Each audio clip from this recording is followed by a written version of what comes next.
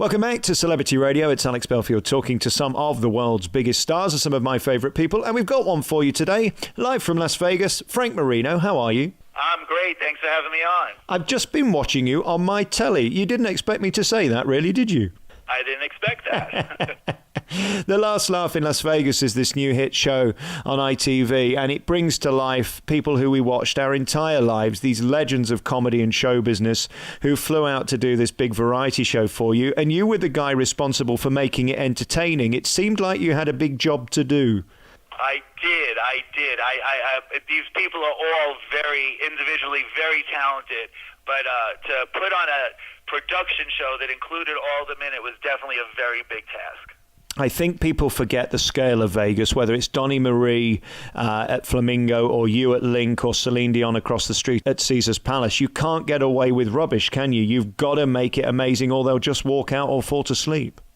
Right, and that's the thing I think most people forget. It's the entertainment capital of the world, so if you're in one building doing a show and it's not good and next door the building has a better show, they could very easily go right next door. That's what makes it so difficult.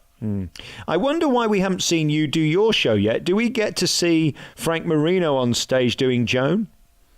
Well, let's put it this way. I don't know. Well, they still haven't revealed what I do, I guess, on episode 2. I haven't seen it. No, they haven't. You could tell me. Yeah, they haven't revealed that yet, so you're still the producer. So what's happening is people are seeing me give these people direction and advice and opinions, and they don't realize that I'm the longest-running headliner in Vegas, that I do an impersonation show. I impersonate Joan Rivers, but really made a name for myself from that. And they're like, who is this guy giving all this advice? Who does he think he is? I got to tell you, the fact that I have very big hair, very 80s hair, I'll call it, 1980s hair, is getting me a lot of flack. The first episode, it seemed like my hair was the star of the show. Well, I think it was, to be honest. And I guess with Twitter and social media, there's no such thing as a local TV show anymore. It's global, isn't it? It is. And I couldn't believe that I got phone calls telling me your hair is streaming on Twitter. I think that's what it is. When someone like you walks in a room, it's tricky because in England we're a little bit more downbeat and a little bit more ordinary. You're far from ordinary, are you, Frank? Yes. And then again, like it's Vegas, so you try to stand out and be a little bit over the top, and it's show business, which makes it even more flamboyant. So I guess they really just weren't ready for me yet. But I guess the good thing is they probably won't forget me. No, there is that. I was there for that final show, which we'll get to see on ITV3 in full, not on ITV1. It was a terrific night. It went on quite a bit, but they really did shine and they did you proud. Were you happy with the week generally? I really was. I had my concerns throughout the whole process.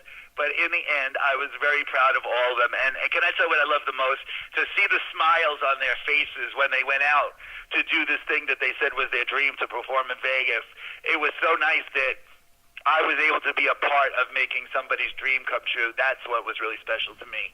I remember last week you made a couple of comments, especially to Bernie Clifton, who's a good friend of mine, by the way, that you didn't quite get his chicken or the ostrich. Variety is a very unique type of entertainment. Do you not have that in America? No, and I got to tell you something. As off the wall as I thought his act was, at the end, I will say this on the record, he actually was one of my favorites. He was absolutely extraordinarily over-the-top talented. And when he sings, which he doesn't do much in his act, but he does do, the singing voice, to me, is impeccable. Out of all of them, if they were singing, he had the best voice. And he is so lovable on stage that he just draws you in. He is. I mean, the one thing that I love about him is his warmth. You can't buy that, and he's immediately lovable, isn't he?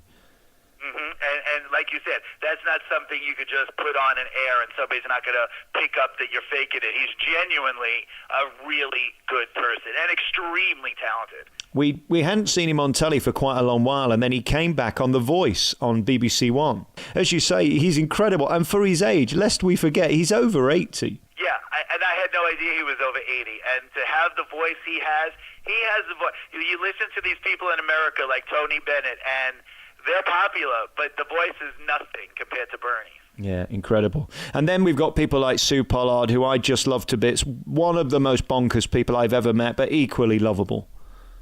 Yes, and that was the thing. Each and every one of them were lovable in their own way, and I think that's what let them stand the test of time, because they did have that draw that makes the audience just, go to them, get magnetized by them. If we can just talk about you for a few minutes. I mean, I look at your career and what you've achieved in Las Vegas. I've been covering Vegas for about 15 years, and it amazes me how quickly people come and go. You can open on Monday and be closed on Friday, but you've lasted longer than anyone else. It's an incredible success story of popularity. Congratulations on that.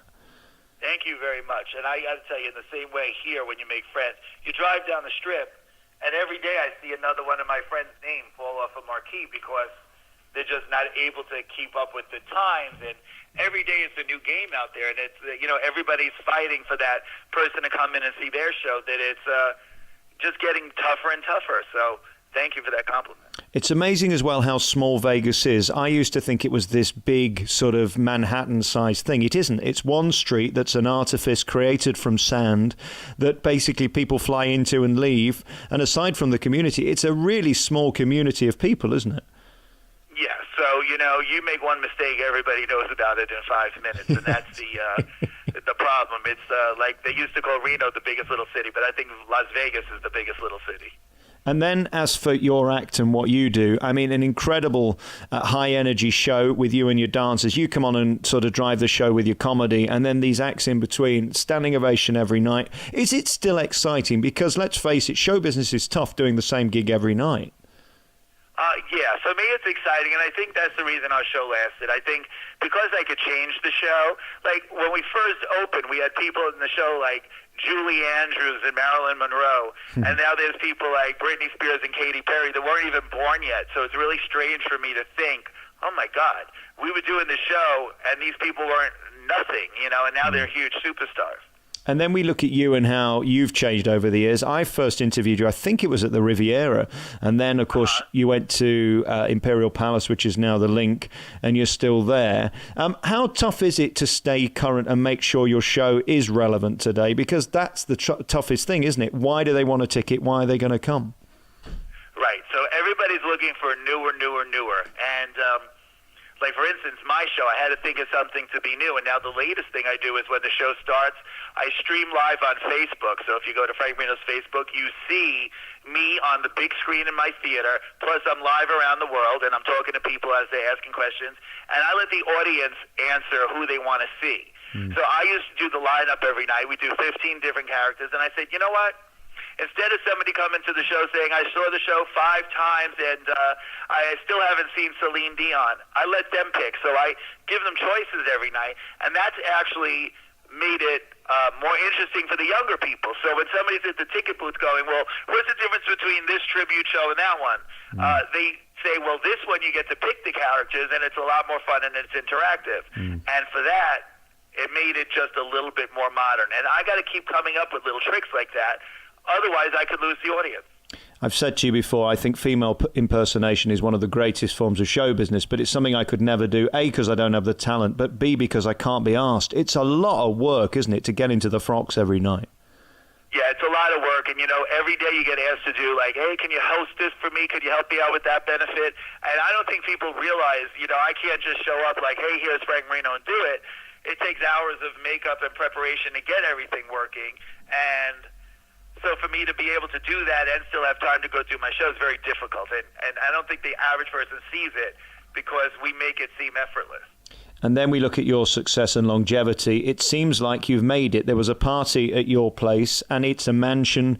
It's beyond anybody's wildest dreams in this country. Do you have a perception of yourself, and do you see yourself as successful now and that you've made it? You know what? What you just said is true. When I come home every night to my house, or like you said, the mansion, that's when I actually realize that, I was successful. And that's financially successful, but successful in the fact that I was able to last so long. Yes, I could actually say I'm very proud of myself in that too. And I hope, to me it's a dream, and I hope I don't wake up in the near future. I hope this continues for a while longer. And will you ever give it up by choice? I mean, it is a lot of hard work, and you do have to turn up every day. As long as they keep asking me back, I can promise you I'll keep coming. As long as I'm physically able, I will constantly come back. I enjoy it just like these people did that I got to give their dreams to.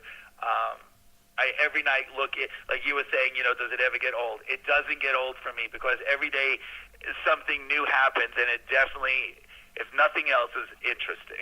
I just spent Saturday night with Cannon and Ball in Rotherham, a little city where they were doing a show, and we were backstage, and they were all so excited to meet you and do this show for ITV.